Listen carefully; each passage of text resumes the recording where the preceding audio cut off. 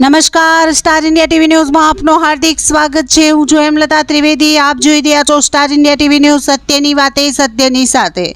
જાલોદમાં ભાગવત ગંગાનો પાવન પ્રારંભ। મુવાડા રામજી મંદિરેથી ભવ્ય પોથી યાત્રા અને કળશ યાત્રા। પૂજ્ય ભાઈ શ્રી રમેશભાઈ ઓઝાની ભાગવત કથાને લઈ ભક્તિ રસમાં ડૂબ્યું આખું નગર। તારીખ 25/12/2025 ગુરુવાર જાલોદ નગરના ઇતિહાસમાં ધાર્મિક દ્રષ્ટિએ સ્વર્ણ અક્ષરે નોંધાય તેવો પાવન દિવસ સાબિત થયો। નગરમાં પ્રથમવાર આંતરરાષ્ટ્રીય ભાગવત કથાકાર પૂજ્ય ભાઈ શ્રી રમેશભાઈ ઓઝાના મધુર કંઠે શ્રીમદ ભાગવત કથાનું દિવ્ય શ્રવણ થવાનું હોવાથી સમગ્ર જાલોદ ભક્તિમય વાતાવરણથી ગુંજી ઉઠ્યો। ભાગવત કથાના યજમાન શ્રી અંકુર પટેલ સહિત પરિવારજનો અને નગરજનો મુવાડા સ્થિત પ્રાચીન રામજી મંદિર ખાતે એકત્રિત થયા હતા। ત્યાં વિધિવત પૂજન અર્ચન, આરતી અને મંત્રોચ્ચાર સાથે ભગવાનના ચરણોમાં વંદન કરી ભાગવત કથા નિર્વિઘ્ન અને સફળ રીતે પૂર્ણ થાય તે માટે ભાવપૂર્વક સંકલ્પ અર્પણ કરવામાં આવ્યો હતો। મુવાડા રામજી મંદિરેથી શ્રીમદ ભાગવત કથાની પોથી સાથે ભવ્યાતિ ભવ્ય પોથી યાત્રા નીકળી। પોથીને મસ્તક પર ધારણ કરી ભક્તોએ ગૌરવપૂર્ણ યાત્રામાં ભાગ લીધો।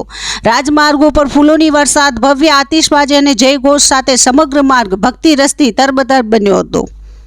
પોથી યાત્રાની સાથે સાથે યોજાયેલી કળશ યાત્રા વિશેષ આકર્ષણનું કેન્દ્ર રહી। માથે પવિત્ર કળશ ધારણ કરેલ બહેનો ભક્તોએ શિસ્તબદ્ધ રીતે યાત્રામાં ભાગ લઈ ધર્મ લાભ મેળવ્યો। ધાર્મિક ભજનો, હરિનામ સંકીર્તન અને ગરબાની રમઝટ વચ્ચે ભક્તો નાચતા ઝૂમતા જોવા મળ્યા, જાણે સમગ્ર નગર વૈકુંઠ સમાન બની ગયું હોય।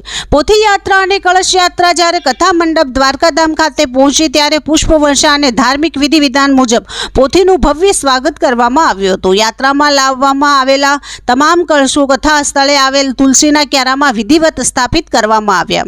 પોથી યાત્રા અને કળશ યાત્રામાં જોડાવાનો અનોખો ધર્મ લાભ મળતા સૌ ભાવિક ભક્તોના ચહેરા પર અપાર આનંદ અને સંતોષ સ્પષ્ટ જોવા મળ્યો।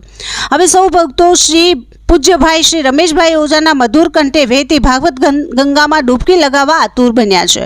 જાલોદ નગરમાં ભાગવત કથાનો આ પાવન પ્રારંભ ભક્તિ, શ્રદ્ધા અને સંસ્કારનું ઉત્તમ દ્રષ્ટાંત બની રહ્યું છે। Star India TV news Jhalod reporter Pankajbhai Pandit, જિલ્લા દાહોદ।